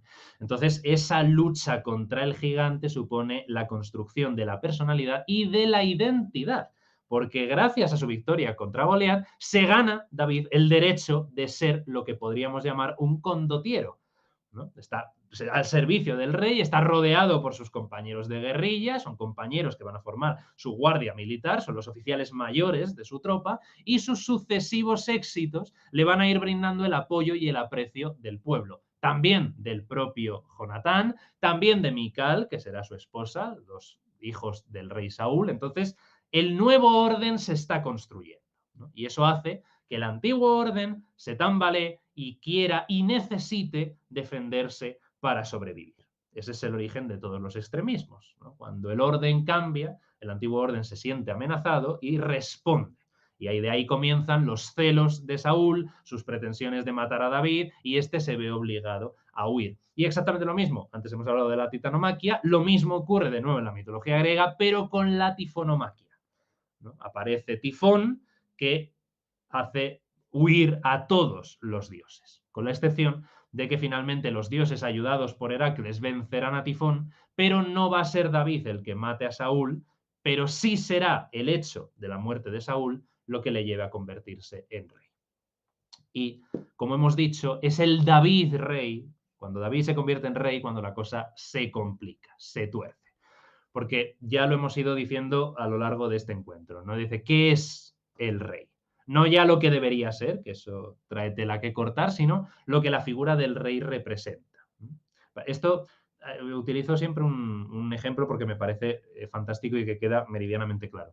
En China, la palabra rey se representa con el carácter wang, que está formado por tres trazos horizontales paralelos, que representan el cielo, el hombre y la tierra, ligados por un palito que está así en vertical, un trazo vertical. Así que eso es la palabra rey. Entonces, el rey es un intermediario, es el hombre, es el palito intermedio, ¿no? Que está situado entre el cielo y la tierra, pero que funciona de vínculo y así puede coordinar la obra del cosmos participando en ella. Entonces, el rey es un hombre cuya naturaleza procede del cielo, porque lógicamente en el mundo antiguo todos los reyes, todos los monarcas, todos los gobernantes tienen su autoridad última en Dios o los dioses, tanto es intermediario y representante de Dios ante los hombres, pero también de los hombres ante Dios. Entonces el rey es el pueblo concentrado y manifestado en su máxima expresión ante lo divino. Entonces, el rey que detenta el mandato celeste se asienta en el centro del reino, que en el caso de David va a ser Jerusalén, donde llegará a estar el templo, ¿no? También es David el que tiene que conquistar la capital del reino, ¿no? Tiene que hacerse con ella exactamente igual que Josué se hizo con la tierra prometida. Pues David tiene que hacerse con la capital, ¿no? Y allí estará el templo. Entonces los pies del rey descansan sobre el suelo, pero su cabeza roza el cielo. Entonces el rey imparte en el reino el día y las estaciones, el ritmo y la armonía celeste, porque está armonizado con la creación, ¿no? Recordemos, es el regulador. Y entonces ese dominio cósmico se extiende al dominio social. De hecho, fíjate qué interesante, que en la India uno de los títulos del rey es Chakrabarti. Chakrabarti significa literalmente el que hace girar la rueda, el que hace girar el disco. Es el monarca universal que hace que funcione el orden cósmico, ¿no? Entonces, las funciones centrales del puesto de rey son el establecimiento de la justicia y de la paz, es decir, el equilibrio y la armonía del mundo. Recordemos la figura de Melquisedec. Melquisedec literalmente es el rey de justicia, que reina en Salem, que es la ciudad no de la paz, que también, pero Salem representa, o sea, la palabra Salem significa mucho más plenitud, armonía, el estar completo, lleno, pleno, ¿no? Eso es Salem y de ahí, lógicamente, SLM, ya lo sabemos, de ahí viene Shalom, Jerusalén, el Salam, ¿no? Árabe, el Islam también tiene la misma trilítera, todos tienen lo mismo. Entonces, ese debe ser el centro de todo, el centro del mundo, del mesocosmos, que es el mundo compartido en sociedad. Pero, por analogía con esa cualidad de centralidad y de regulación del orden, podemos comparar nuestro microcosmos humano con un reino donde el corazón es el rey. Y si el alma no es capaz de impartir allí la justicia, el espíritu se hunde y el cuerpo se arruina. Entonces, esto nos hace entender muy bien lo grave que es un rey corrupto, porque si el rey es corrupto, el pueblo también. La impotencia del rey pescador del ciclo artúrico supone la esterilidad del reino. Si en cambio el rey es justo, bueno, poderoso y vive en armonía, entonces el reino se desarrolla en plenitud. Y si a la muerte de un rey el caos amenaza el orden del universo, el advenimiento de un nuevo rey supone una renovación de la creación original y se restablece el equilibrio en la naturaleza. De hecho, ¿qué es lo que se suele gritar a la muerte de un rey? Inmediatamente hay que coronar a otro. Por eso lo que se grita es: el rey ha muerto, viva el rey. ¿Por qué? Para que no haya ningún periodo de caos. El rey, y también existe otro dicho: a rey muerto, rey puesto. Es exactamente lo mismo. Entonces el rey es, por lo tanto, el detentador de toda vida, ya sea humana, ya sea cósmica. El rey funciona como la piedra angular de la sociedad y del universo que afecta a esa sociedad. Entonces, claro, es muy interesante y muy potente. En este sentido, el rey es, junto con el héroe, con el sabio, con el santo y con el padre, a un nivel psicológico, el arquetipo de la perfección humana. Pero claro, eso es lo que el rey debería ser. Pero el rey David, de los libros de Samuel, está muy lejos de ser eso. Está muy lejos de ser un personaje perfecto. Porque esta imagen del rey también puede pervertirse en la de un tirano. Y el tirano no es otra cosa que la expresión de esa voluntad y de esa capacidad de poder, pero mal controlada. Mal controlada y mal ejercida, lógicamente. Entonces, por eso es tan significativo, como os comentaba antes, que el autor del primer libro de Crónicas, entre los capítulos 10 y 29, intente suavizar la figura de David presentada en los libros de Samuel. En esos primeros libros, David, como ocurre con todas las figuras de autoridad y poder en Israel, está claramente desbordado por la tarea encomendada, porque no está a la altura del cargo ni de lo que se espera de él. Entonces, eso el cronista no puede soportarlo y construye un David idealizado, un David perfecto. Entonces, el cronista evita los datos del segundo libro de Samuel que ensombrecen la figura de David. Es muy interesante leer los dos textos en paralelo, ¿no?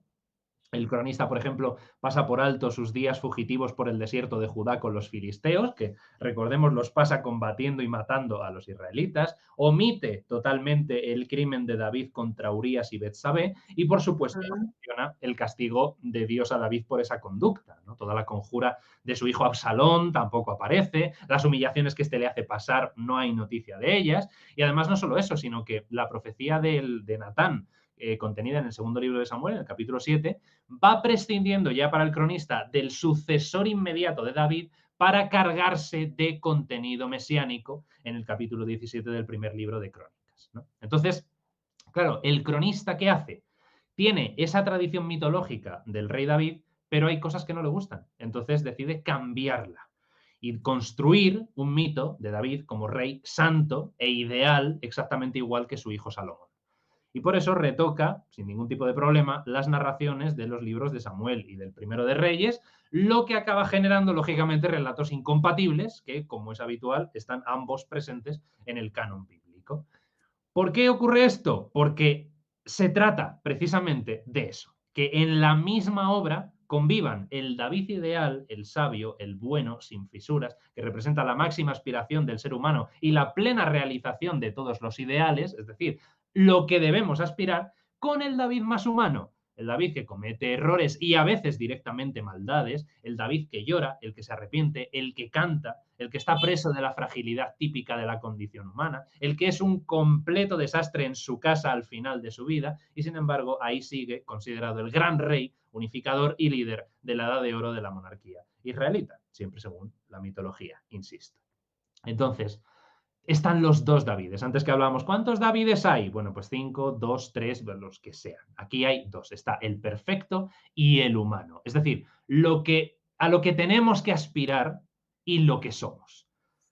La mitología, y esto es una idea también errada, pero que está muy extendida, la mitología nunca, jamás es autocomplaciente. La mitología no presenta nunca caracteres imposibles, sino que es el reflejo de los modelos y las conductas de la diversidad humana. De nuevo, somos capaces de lo peor y de lo mejor, y los mitos ayudan a descubrir esa realidad humana a través de los relatos que claramente hay que saber leer e interpretar. Entonces, gran monarca, David vendrá a mostrarse siempre como reflejo de ese Israel sobreviviente, como el buen guerrero, como el conquistador de Jerusalén. Entonces, la historia del judaísmo está desde entonces vinculada a Jerusalén porque es la ciudad de David y es el centro de las esperanzas mesiánicas. Y ahí confluye la figura de David con la de su hijo que va a dar a Israel el templo. Entonces, para el pensamiento judío no se puede entender del todo la figura de David sin la figura de Salomón, ¿no? Entonces, claro, David conservó la estructura de tribus, pero ya no fue representante del orden de las tribus. Conquistó buena parte de la tierra cananea en un gesto que se interpreta como esa culminación de las antiguas promesas patriarcales, pero lo hizo a su manera, sin exigir que los conquistados asumiesen la identidad israelita. Entonces, se le considera el creador del reino unificado de Israel, pero también es creador al mismo tiempo de una serie de problemas que van a resultar prácticamente irresolubles para el yavismo posterior, como serán el centralismo administrativo, la división de clases y un ejército profesional como signo de poder contrario a la antigua experiencia religiosa israelita, ¿no? Que ponía toda la confianza en el dios de los ejércitos y no en un ejército humano. Además, claro, esa conquista indiscriminada de las ciudades cananeas sigue siendo una amenaza para la pureza del yavismo, lógicamente, porque hay mezclas de pensamientos religiosos, pero a pesar de todos esos males, David aparece también como figura mesiánica y ahí es donde encuentra su mayor significación simbólica. Contrariamente a lo que pudiera parecer, porque hemos visto que el pastor, el músico, el rey son importantísimos. Bueno, pues David como figura mesiánica lo supera todo y con esto que tampoco os quiero quitar mucho más tiempo, que ya llevamos aquí un montón. Claro, el mesianismo de David aparece sobre todo desarrollado, como sabéis, en el capítulo 7 del segundo libro de Samuel y muy significativamente este pasaje no apela a ningún mérito del hombre, a ningún mérito de David. O sea, no se mencionan ninguna de sus virtudes, ni tampoco sus posibles dotes de estadista, gobernante. O sea, no se alude a nada de eso.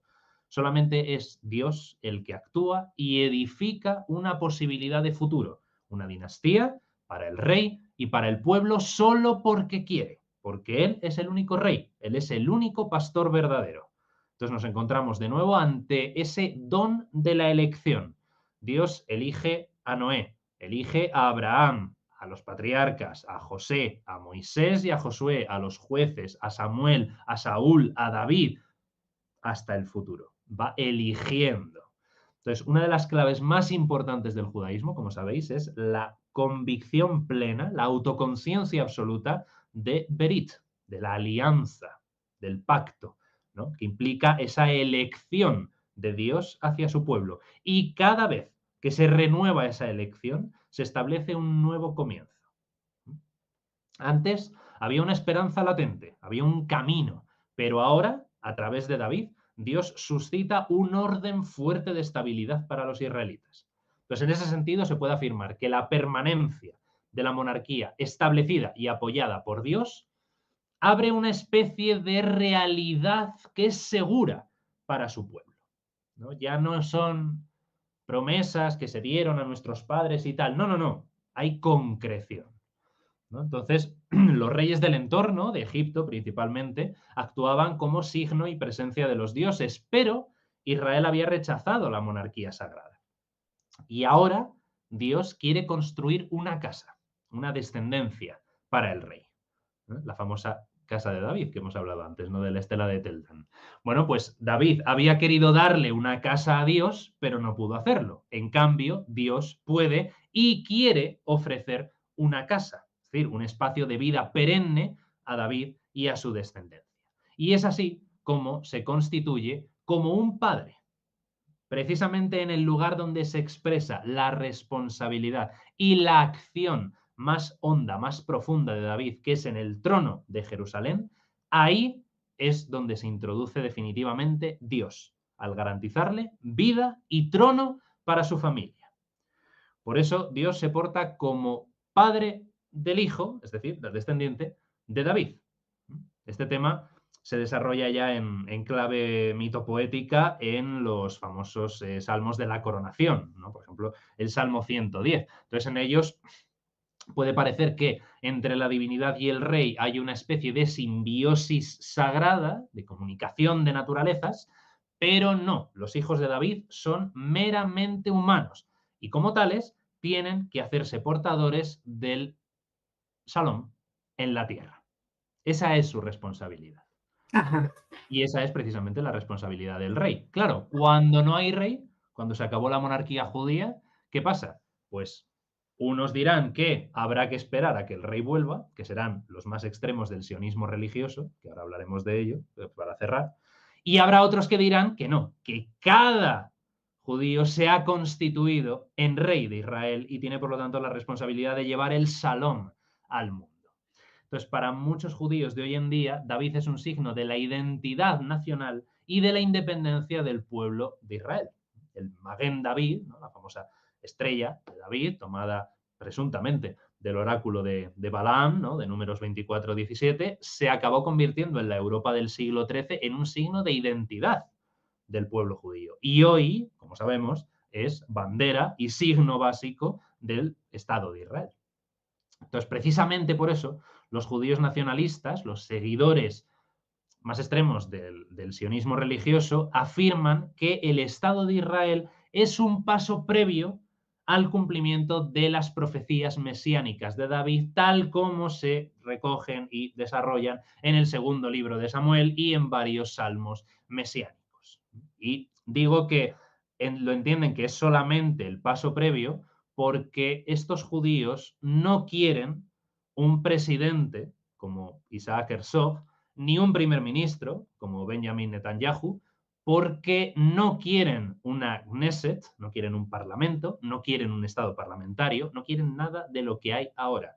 Lo que quieren es un reino y un rey, como David, y un estado teocrático como el reino unificado de Israel. Entonces, para que luego digan que los mitos son cosa del pasado. Insisto, los mitos construyen identidad, sea esta la que sea. Y con esto Estupendo. me callo. Yo tengo una duda, ya que hace un rato atrás estábamos hablando de cómo es que para que el mito se mantenga vivo se va actualizando, se va amoldando. Cuando hoy en día vemos desde el mundo cristiano, cuando dice, estas son las mañanitas que cantaba el rey David, en la Biblia no está, pero me surge acá en los comentarios, en el chat en vivo, lo han dejado en muchas ocasiones. Ah, o sea que David no cantó las mañanitas, a modo de broma. Pero yo pienso, será del mundo cristiano que sin darse cuenta están actualizando el mito. Claro, pero por influjo cultural. Ahí está.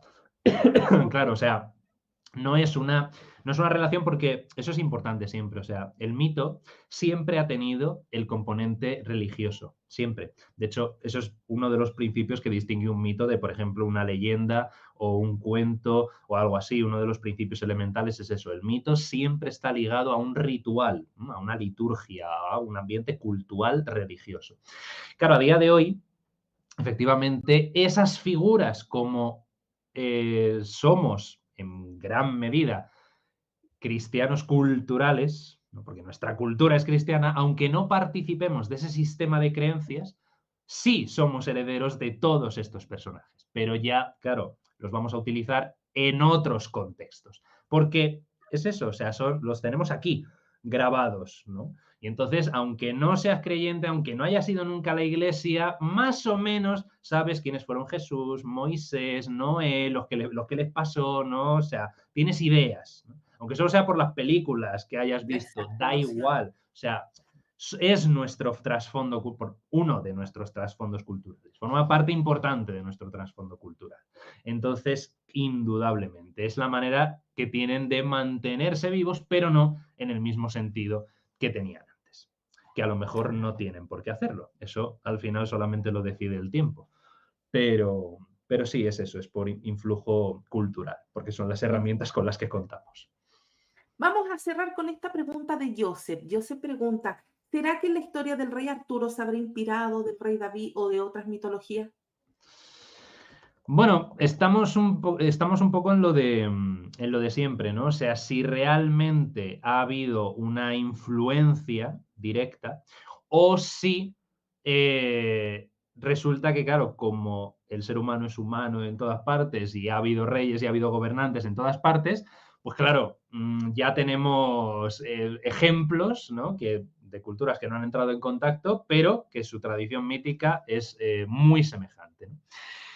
Claro, es interesante porque el ciclo de Arturo, el ciclo del rey Arturo, el ciclo artúrico, que nosotros sepamos, de momento, nunca ha tenido ese componente religioso. O sea, el ciclo artúrico es, para unos autores, folclórico, para otros legendario, pero para ninguno mítico o religioso. Sobre todo porque, claro, encontramos referencias muy escasas en literatura céltica, en poemas galeses, por ejemplo, pero el primer relato, tal y como podría ser David en la Biblia, es ni más ni menos del siglo XII. Ujú. Claro, Godofredo de Monmouth. Es un señor ya, vamos, más que cristiano. Entonces, claro, es interesante porque en ese libro, que es la historia de los reyes de Bretaña, está haciendo exactamente lo mismo, Godofredo, que hizo Virgilio con la Eneida para el emperador. Ujú. Es decir, vamos a ver, estamos gobernando Gran Bretaña, necesitamos mitología, porque es lo que construye nuestra identidad. Y como no la tenemos, nos la inventamos, que no pasa nada. Y entonces Godofredo tiene los santos bemoles de decir que los reyes de los britanos se remontan, adivina a quiénes, a los troyanos, que escaparon de Troya. Ostras, claro, pero la historia de Arturo, la que todos conocemos, es eso, es del siglo XII. Es el primer testimonio, el primer documento que presenta la historia del rey Arturo. Es verdad, hay referencias anteriores, pero solamente referencias al nombre, Ujú. no hay información del personaje. Entonces, Godofredo dice, bueno, pues aquí hablan de un tal Arturo, pues vamos a... Entonces, claro, ¿que pudo haber influencias? Pues hombre, por la diferencia de tiempos es muy fácil, es muy fácil. Ahora, había un relato mítico sobre Arturo, sobre algún otro rey bretón en los ciclos de los pueblos galeses, célticos, bretones y tal, que eran de tradición oral, porque esos sí que sabemos que no, o sea, sí conocían la escritura y la manejaban, pero no para plasmar sus tradiciones religiosas. Eso, sabemos que era todo oral. Entonces eso se ha perdido. Por lo tanto, claro, ¿había algo que fuera anterior? Pues Ujú. no lo podemos saber. Pero claro, en su forma actual, hombre, sí, que hay una inspiración, clarísimo. Ahora, más, menos copias y tal, tampoco hay muchos paralelismos, pero la idea del rey ideal, de un pasado heroico, mítico y tal. Eso está Ujú. clarísimo, eso está clarísimo. Sí, sí, sin duda. Bueno, mi querido César, son 2 horas. Dos No horas está que hemos mal. estado aquí. Sí. Yo de verdad que te agradezco porque sé que vienes saliendo de clase, diste clases hoy Sí. día. luego llegar a conectarte para el canal 2 horas más explicando, yo me imagino que es cansador, pero yo te Así, lo así agradezco. tengo yo la garganta, que no, no, Sí. no paro. Pero Y la yo, gente también aún lo así te lo agradece. agradezco, aún así te lo Mm. agradezco mucho porque, en fin, yo lo disfruto muchísimo y espero que a vosotros también os guste lo que contamos Mi ahí. querido César, le aviso a la gente que aquí en la descripción en YouTube van a ir todas tus redes sociales. Fantástico, Así que para estupendo. que la gente que vea luego en diferido este video pueda seguirte en TikTok, Instagram, Facebook, el correo, todo, por todas las redes sociales del Centro Ultrella. Eso es, ahí estamos, seguimos dando caña. Al pie Un del abrazo cañón. grande. Gracias a todos los amigos que se conectaron. Gracias a todos. Adiós.